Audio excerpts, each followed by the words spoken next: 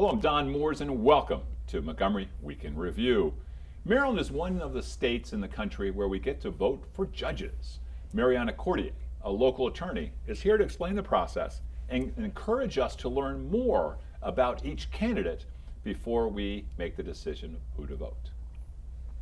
We are familiar with the great amount of information we have available to us here in Montgomery County about each election, each person up for election, the election questions and everything else.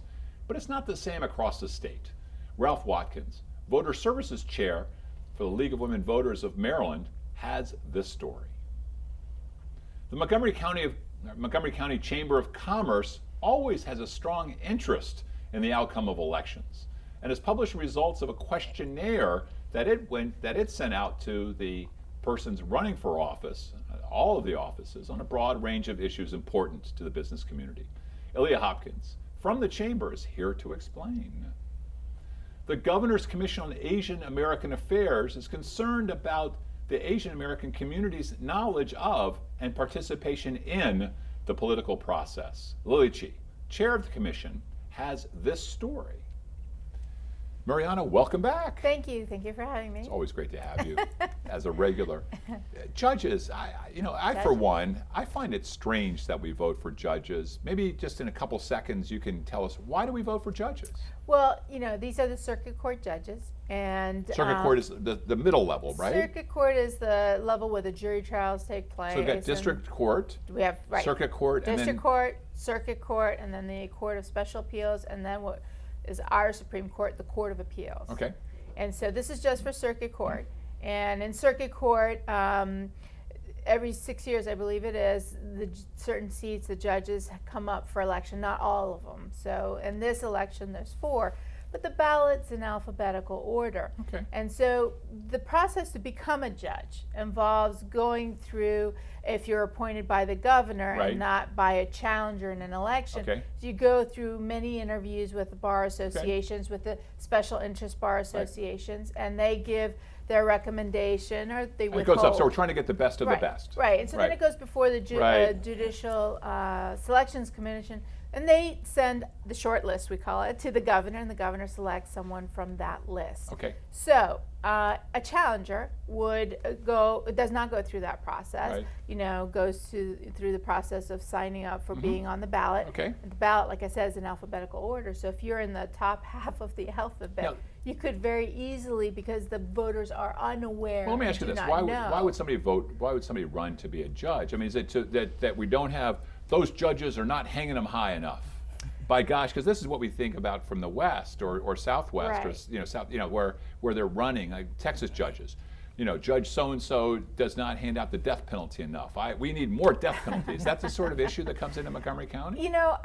For a challenger, I think it could be for a variety of reasons. I don't think particularly it's for a specific form of conduct or how they're administrating the law per se, because like I said, the ballot's in alphabetical order, and truthfully the community, I think, habitually just picks the first 4 or first 5 or whatever without knowing if it's an incumbent or not.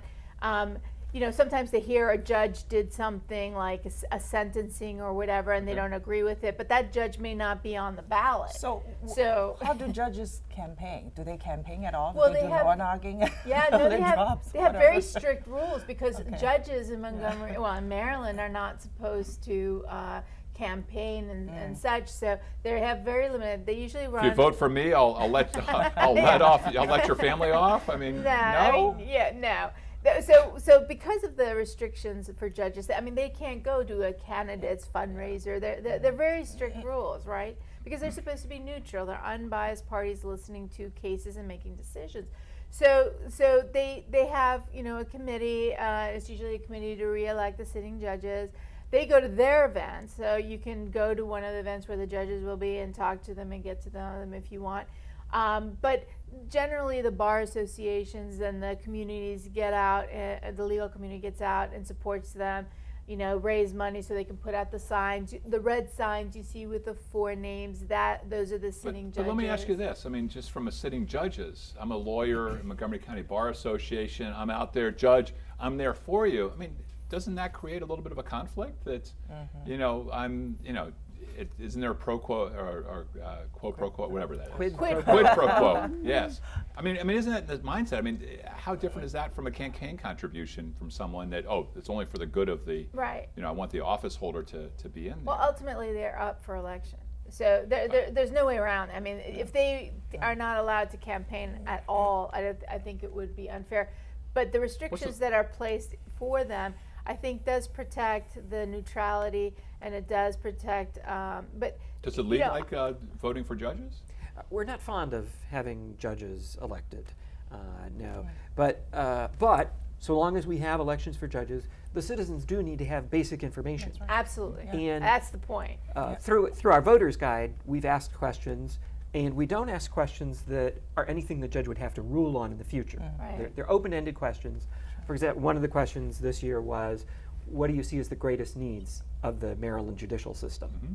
So that gives citizens a chance to see, how does the judge answer that question?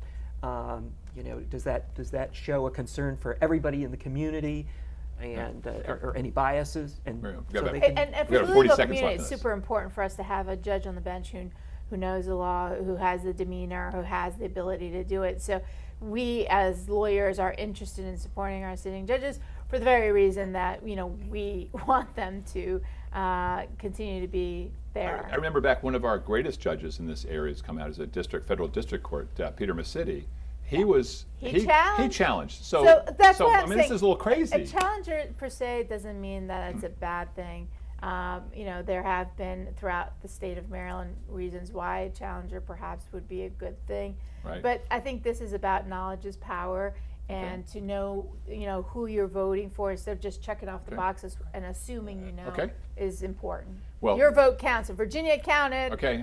So we'll get to Board of Elections. So we need to look at for the judges. Thank Yes, you, Mariana. thank you. I'll pay attention. Ralph, welcome. I think this is your first time on the show. It is indeed, yes. We had a little taste of what's in the voter's guide with your discussion about the judges, but why is it so important for the League of Women Voters to be involved in education? I mean, don't voters want to go out and get education themselves? That's the huge gap in our democracy, is that we forgot to work out a way to provide information to the voters about the candidates. Mm-hmm. And when the League of Women Voters was founded, it was founded by the suffragettes, who had just won women the right to vote, and they said, what good is the right to vote if we don't know who we're voting for? Right. And so they immediately began education. And our voter's guide is our primary public education piece, voter education piece. Mm-hmm. We ask open-ended questions on a wide range of issues to all the candidates for office. We make sure the questions are relevant to the actual duties of that office. Okay, well, we heard about the judges. What's another example of a question? Let's say to a state delegate or state senator. For the state delegates and state senators, we asked them what were their priorities for the budget. What another example was, what are the greatest environmental challenges facing the state of Maryland?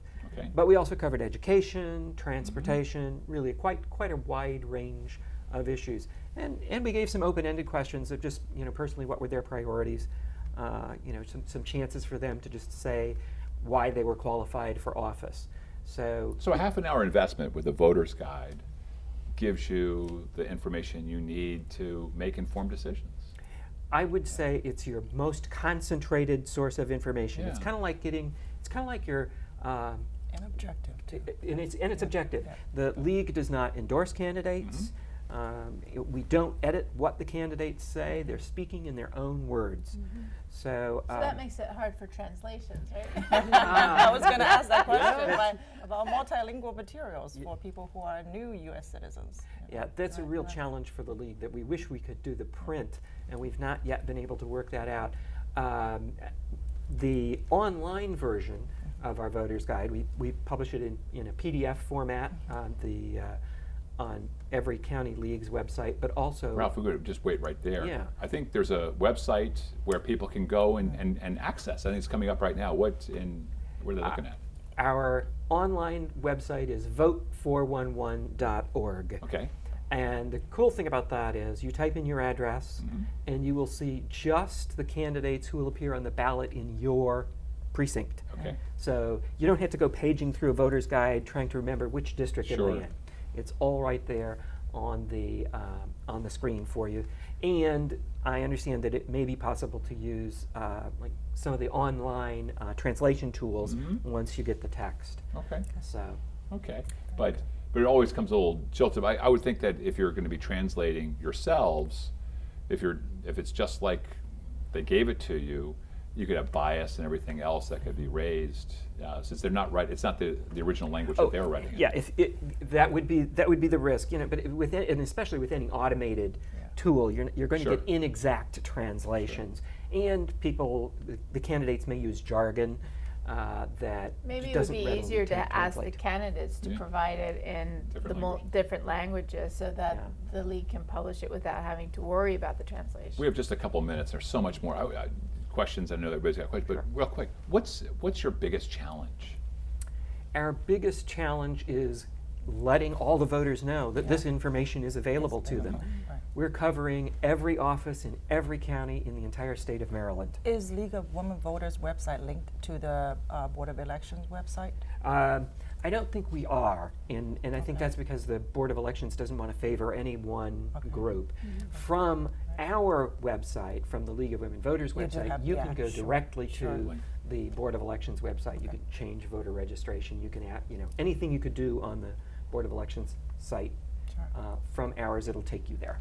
One of the great assets of Montgomery County is our highly educated talent pool and people who are here. So a service like this really helps people who want to know get the information in that general way. And then of course there are more specific issues that they can drill down on through other organizations like ours and many others so that people can be informed and know what they're doing. Because the worst thing to do is to walk into the voting booth and not recognize any of the names or know what you want to do before you get there. Absolutely.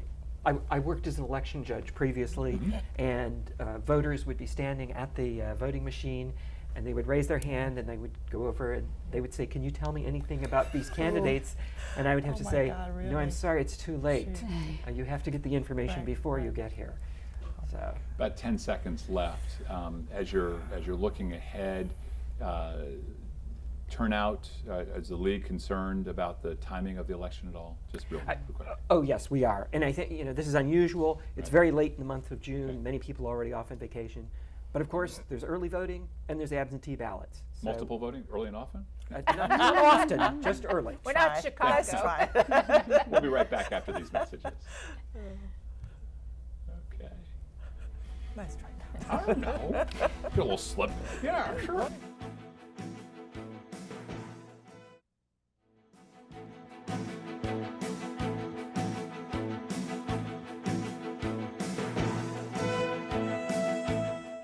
Ilaya Hopkins, I think this is your first time on the show as well. It is indeed. Thank you for having me. Welcome. The Chamber, you head up advocacy for the Montgomery County Chamber of Commerce. What a great organization.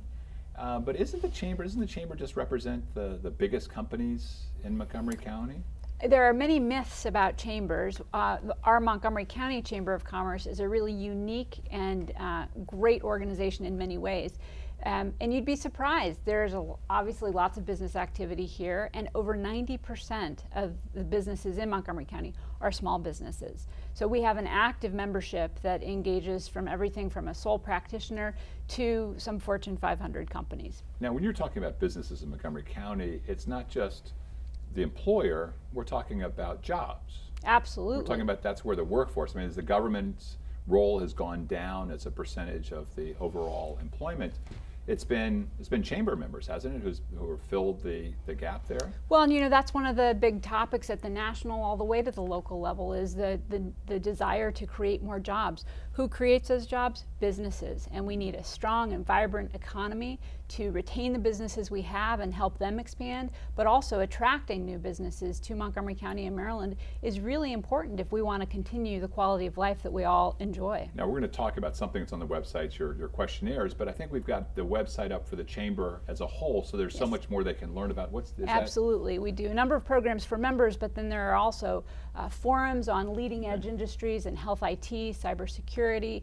We have great events, and on our advocacy page, you can see the issues that we care about most, which are not surprisingly business climate, tax reform, things Well, like let's that. get into your questionnaire. I mean, the chamber, we talked about not the chamber, we talked about the League of Women Voters guide and questions that went out there. You also published a guide, and then you put the answers up on your website, right? For everyone to see.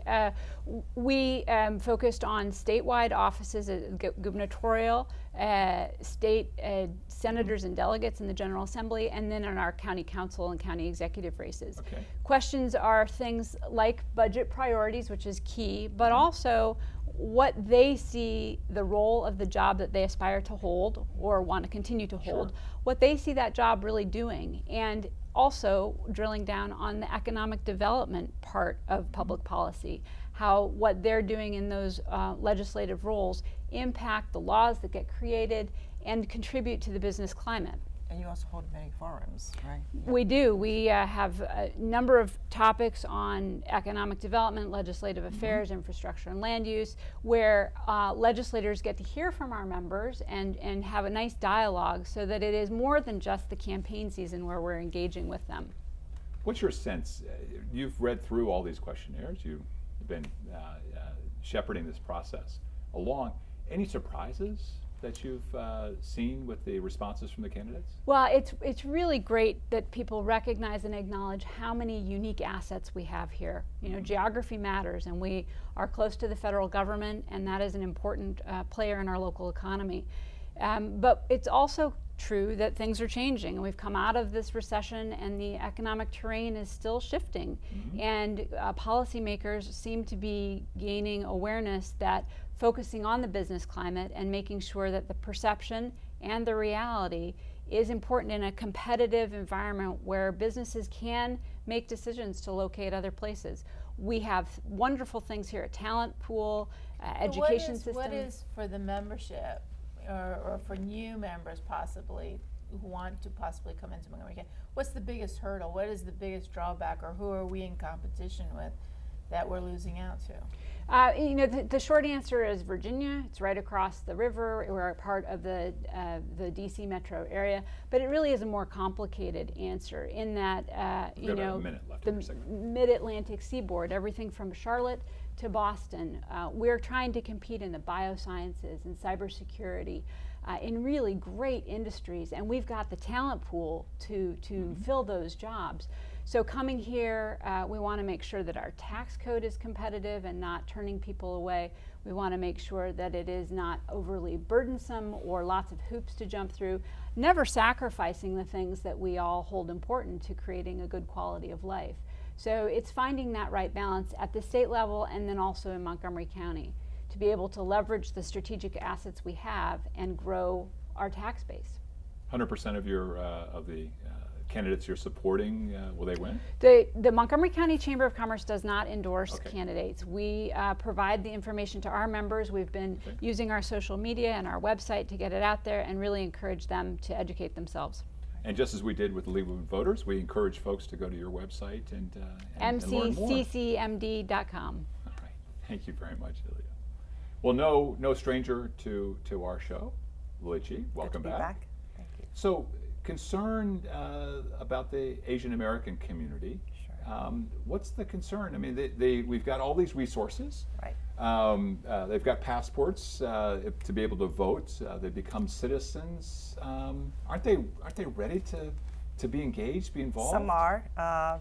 So let me start with a little story. I have a very good friend who lives in my neighborhood, and she is a new U.S. citizen, very excited about participating in the voting process. She even went as far as participating in the rallies and telling me who she wanted to vote for, asking questions, and even hosted a political fundraiser for a major candidate.